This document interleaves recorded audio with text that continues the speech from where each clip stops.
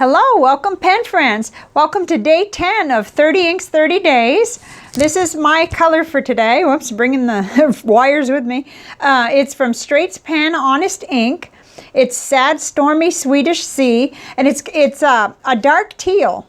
So we know about teals. Sometimes, well, any color can have trouble with cameras and lights, but we'll just have to keep in mind that our comparisons are probably going to help us the most. And here it is. This gives us a nice view because we've done a bright blue that was, you know, and then we've done another bright blue. The sapphire was really bright, and a lighter one, and now we've got kind of a teal, and it's just really pretty. So I'm excited about some of the things that I've learned here. Okay, so here we are. This is the Bond Travel Gear 68 GSM Tomoe River paper. We're having a storm, and so if the lights go out, I don't know about this video, but hopefully I'll be able to continue with it. But it is looking a little dark here, and I apologize for that. This is in the broad nib. The availability on this is try to catch Straits pen Honest Ink at a pen show. And also, I'll link you to their website. Then the other thing is that we have been hearing that Lemur Ink will be carrying some of these, that he picked some up at the San Francisco Pen Show. But I checked today, and I don't think they're listed yet. But if you're a customer and you know them, and even if you aren't, I guess we need to keep checking to see when he lists those products. So it was 45 seconds to dry in the broad nib, because at 40 it was still smearing. And then here it is in the stub nib. I'm going to call it 40 because 35 it was still smearing in that one. And then in the fine nib it was approximately between 20 and 30, probably 25, because that wasn't much of a smear there. So my first impressions were not this. My first impressions were I got up early and wrote a pen pal letter because one of my pen pals is going to be having surgery. And I wanted that letter out of here quick so that hopefully it'll get there before that day. And so I was using it on some Rodya within a fine nib. And my first impressions were I really like it. I like it better on the Tomoe River paper, but it was a good color to use for to begin that letter with. And I nearly finished it, I think, with that. And then I had something else to show him. So, yeah, I said I wrote it. It was dry. Okay, it was a little bit dry on that paper, and I still kind of felt that way even when I came in to do these tests. But it's so beautiful, and it did so well in the broad nib and in the stub nib. Okay, this is beautiful ink, subtle shading, and excellent flow. Curious about the comparables. I sure was, and I've got that answered now. I didn't feel good last night, so I did the comparisons about an hour ago. So here's the chromatography, and it kind of, yeah, it looks a little bit like yesterday's in terms of the fact that you have that gray, and then it kind of goes up. And I need to show you right now before I forget, I would like to show you the bath test. So this is today's ink. This is Sad Stormy Swedish Sea. It's got a little bit of resistance, but not much. In fact, it doesn't have as much resistance as yesterday's, which was Slowpoke Green, and that got an A on the clean out scale last night. So you see there was a little bit more pigment left over, background gray there left over. Today's was pretty non-resistant to the water. So okay, let's keep this available for one thing, and then we'll hop right into the Rodya paper. This is the Rodya 80 GSM paper, and it did great on here until I got down to the Lamy fine nib, and that could be my pen, so please don't judge the ink by my pen. But here it is. Really liked it on here. It's got some shading. It's got shading in both nibs, both the broad and stub nib. And 30 seconds to dry in the broad nib, between 30 and 40 in the stub nib. I did a little bit of practice there trying to work on my stub writing. And I think you can probably see the variation there in the scribbling better even than the lettering, just because it kind of shows up better. And then in the fine nib, I put notes, best in the broad nib on this paper for me. Shading subtle and nice. 15 seconds, it was almost dry in the fine nib. Okay, so there's that one. And then we'll look at the backs at the end of the papers. Let's see, try to keep it all in view. Here's the CVS caliber paper. Okay, I loved it on here. I really did. I still felt it was better in the top 2 nibs, but they're nice wet nibs, and that's what I like for writing. It just is so comfortable. And I like how the color looks on here. It looks really good. Let's see whether you can even see. You know, today with this lighting, you may not be able to see the difference. But it is darker in the other 2 nibs, and then I guess I do like that lighter presentation there on the CVS caliber paper. This is inexpensive. It took a little more than 35 seconds. It would have been completely dry with the broad nib.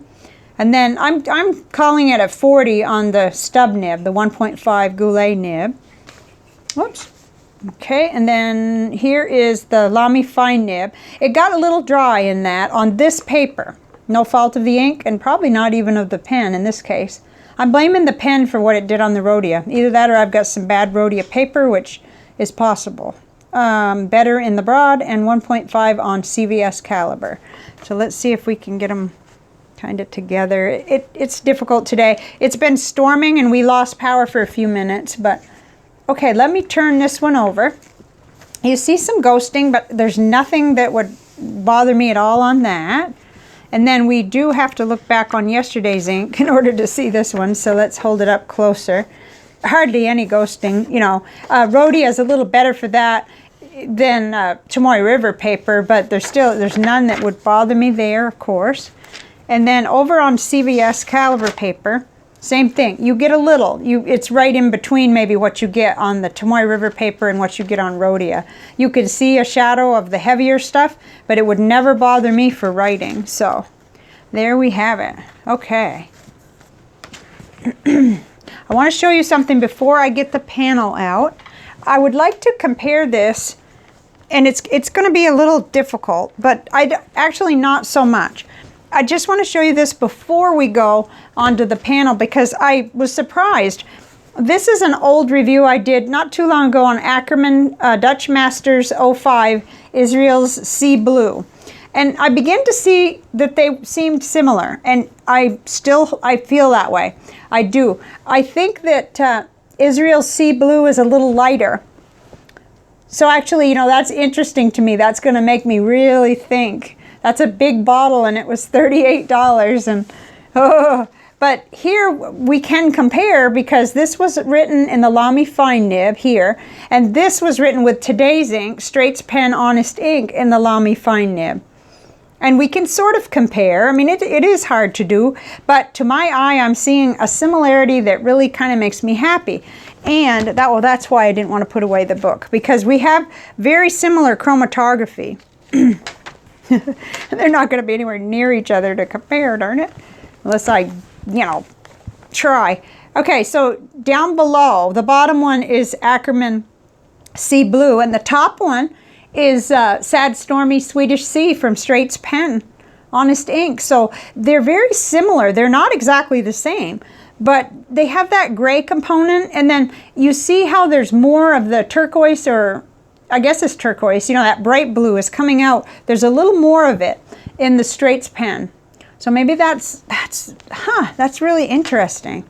I thought it was interesting, and I wanted you to kind of keep that in mind as we go on to the comparison panel, because I think it sort of helps us, maybe. Oops, I guess I set the tripod up different today. Okay, right in the middle is today's ink. Straits pen Honest ink, Sad Stormy Swedish Sea. There's been a lot of interest in this, and I'm one of them, you know, because I like this color family very, very much. And at first glance, and you're seeing that as well, although it, you know, get a sample if you can. If there's any way to get a sample, get one. But you see how Ackerman Israel's Sea Blue, it appears lighter.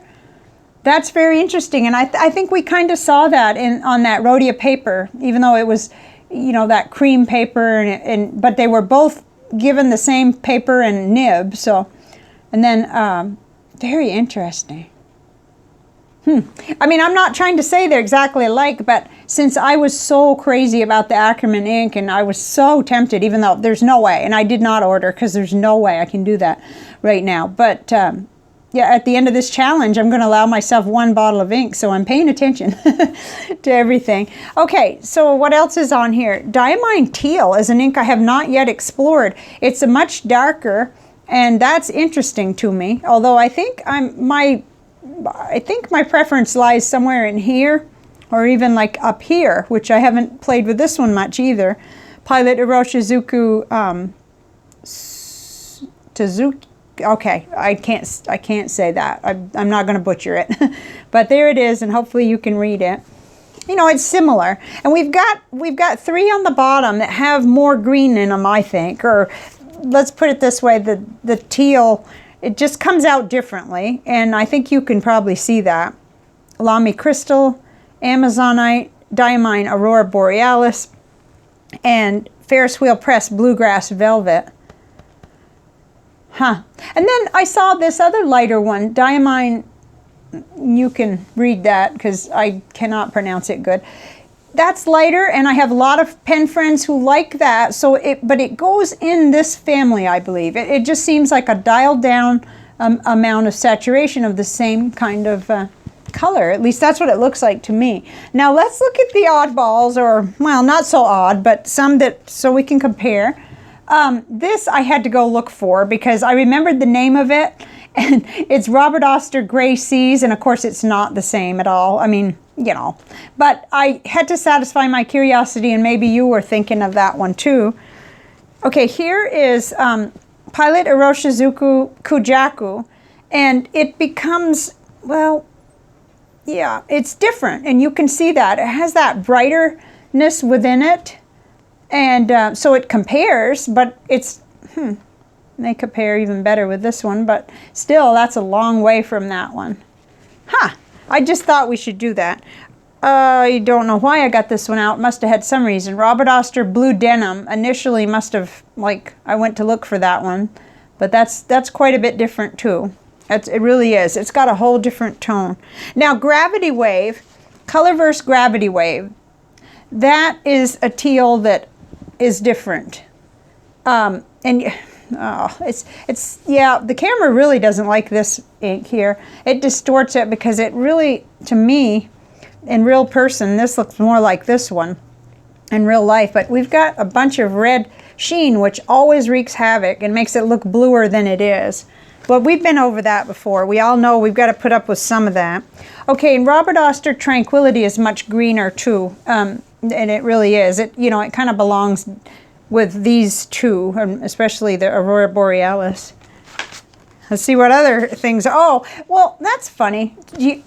Diatramenous Petrol is much greener. Don't know why I pulled it out. I don't have Lamy Petrol, and I read somewhere, I think it was in Ink Journal's information, that this ink kind of was reminiscent of that, and now I want to get a sample of that because I don't have Lamy Petrol. This is Noodlers Bad Blue Heron. Why I pulled it out? I think I'm getting a little carried away with these extra ones.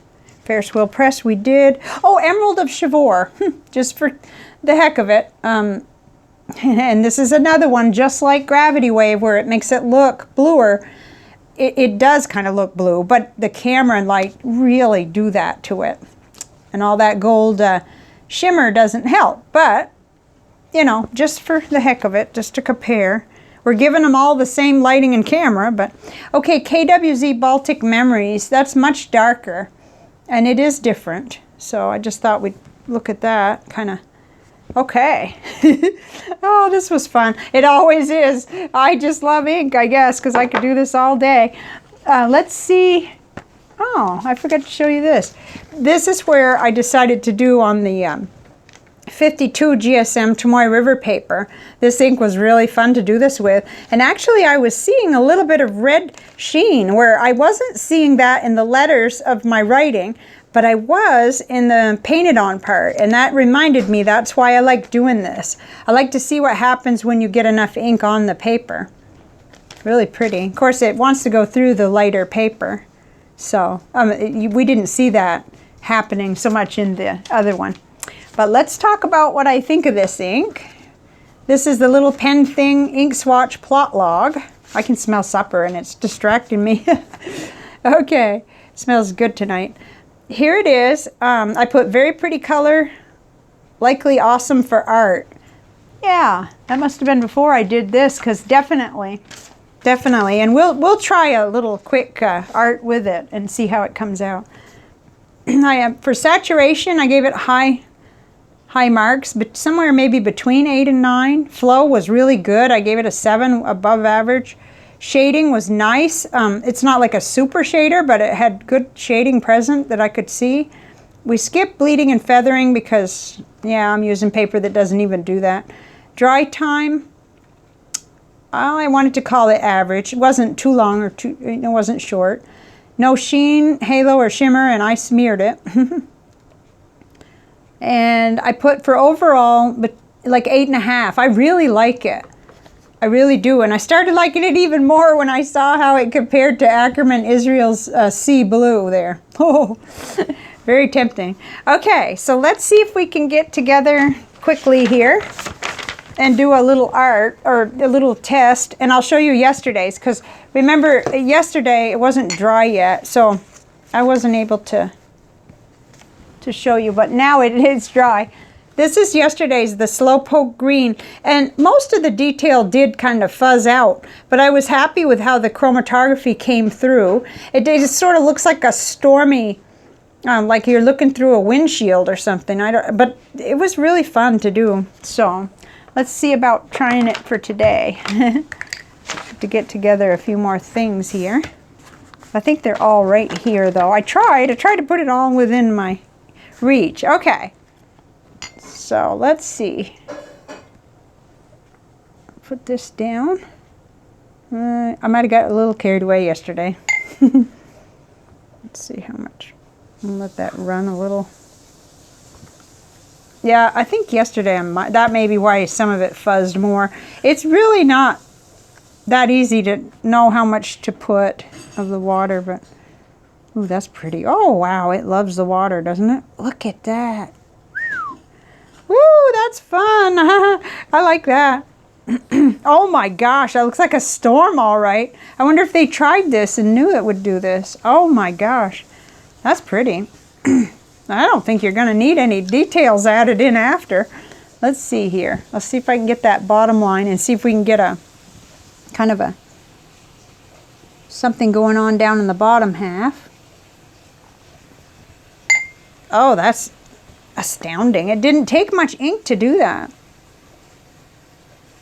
Yeah, I try to do these the same pretty much. I mean, you know, it's boring. I do it the same, but it's kind of neat because by doing things similar each time, you get to see how the inks vary. I'm sure if we get water down there, we're going to have something happen. Wow, that's cool. I'll be interested in how that dries. Let me see if I can hold it up. I'll probably ruin it by doing that, but is that going to focus? Let's see. It needs something to focus on, but it's really interesting right now. We'll have to take a look at it tomorrow. And I know this was real quick. Supper's ready, so I'm really distracted, but I'm hungry.